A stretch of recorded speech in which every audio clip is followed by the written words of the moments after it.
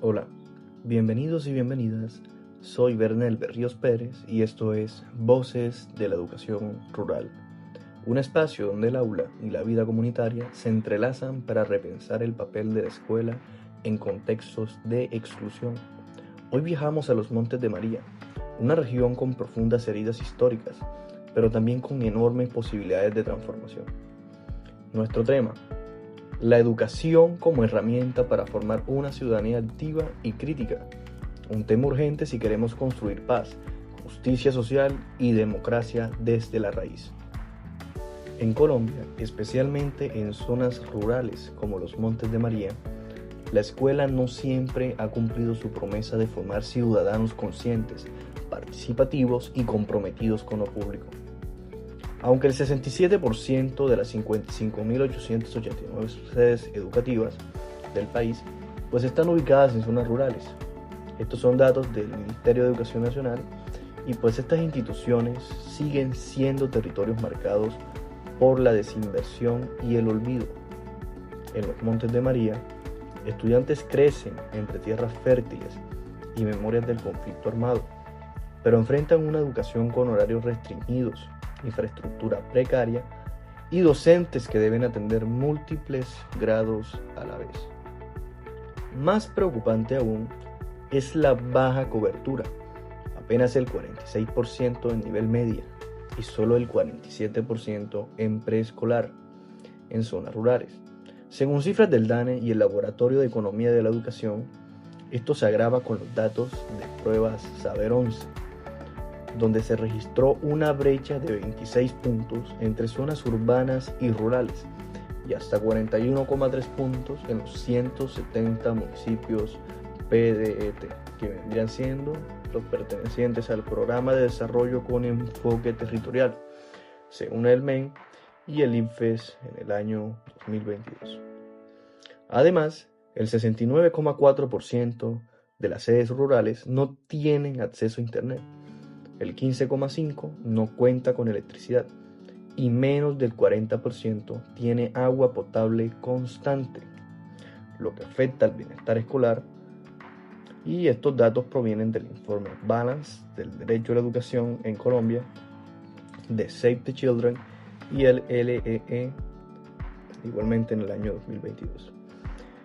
Y en cuanto al acompañamiento psicosocial, el 50% de las escuelas rurales no tiene profesionales capacitados, lo que deja sin apoyo a niñas y niños en riesgo, especialmente en un contexto donde los embarazos en menores de 14 años aumentaron un 11% en zonas rurales durante la pandemia. Aquí es donde entran en juego tres pensadores fundamentales del pensamiento educativo: Paulo Freire, Stanislao Zuleta y John Dewey. Empezamos con Freire y la concientización. Para Paulo Freire, educar es un acto político. Su pedagogía del oprimido nos recuerda que una educación neutral no existe, o forma para la dominación o para la liberación.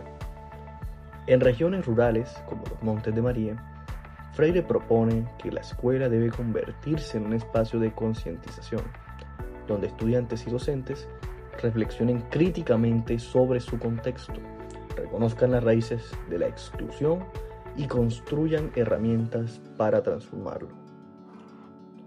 Para Freire, una verdadera ciudadanía se forma en el acto de dialogar, de leer el mundo antes que la palabra, de saberse sujeto y no objeto de la historia. Zuleta y el pensamiento autónomo. El filósofo colombiano Stanislao Zuleta considera que una educación que solo produce contenidos y dogmas no forma ciudadanos, sino autómatas. En sus textos, especialmente sobre la lectura, plantea que el pensamiento autónomo debe ser el corazón de la escuela. Leer no es repetir, sino interrogar. Estudiar no es memorizar, sino dudar. Este enfoque es vital para contextos rurales marcados por el autoritarismo, la exclusión o el miedo. Zuleta propone una escuela que forme sujetos capaces de pensar críticamente y actuar con responsabilidad ética. Dewey y la democracia vivida. Desde el enfoque pragmatista, John Dewey defiende que la educación es la base de la vida democrática. Para él, la escuela debe ser una comunidad viviente donde el aprendizaje ocurra en cooperación, donde se simulen procesos democráticos reales y donde se enseñe a participar decidiendo. Aplicar esta idea en los Montes de María implica transformar la escuela en un microcosmos de ciudadanía, desde las decisiones cotidianas hasta la gestión comunitaria de proyectos educativos. Los tres autores coinciden en que la ciudadanía no se enseña como contenido, sino que se construye desde la experiencia, la reflexión y la participación activa. Reflexión pedagógica. Entonces, ¿qué pasaría si empezamos a pensar la escuela rural no como un lugar para repetir información, sino como un laboratorio de ciudadanía activa? Imaginemos una escuela en San Juan de Nepomuceno o en el Carmen de Bolívar, donde los estudiantes analicen las causas del desplazamiento, de la pobreza estructural, del abandono estatal, que puedan hacer parte de mesas comunitarias, de presupuestos participativos, de proyectos productivos propios. Una escuela donde se estudia el pasado para sanar, pero también para prevenir nuevas violencias, donde se enseña historia, pero también memoria. Una escuela donde el maestro no sea un transmisor de contenidos, sino un facilitador del pensamiento crítico, un mediador cultural, un sembrador de paz.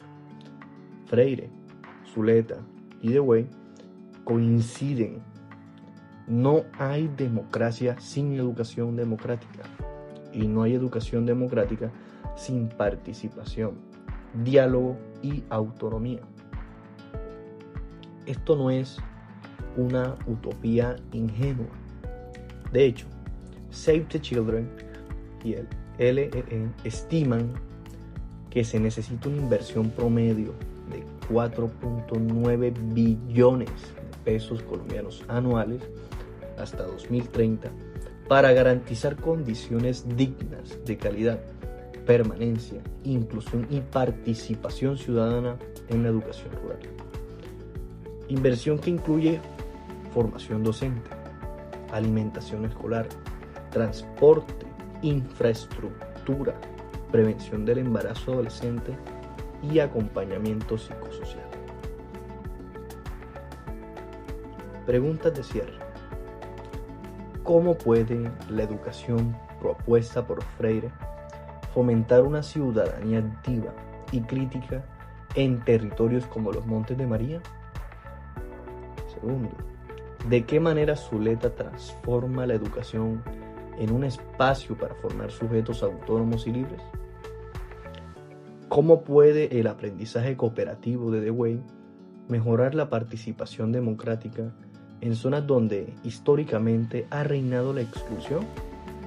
Y finalmente, ¿estamos realmente dispuestos a construir una escuela que cuestione, transforme y libere? Le doy las gracias por haber sido partícipe de este podcast y entonces hasta la próxima.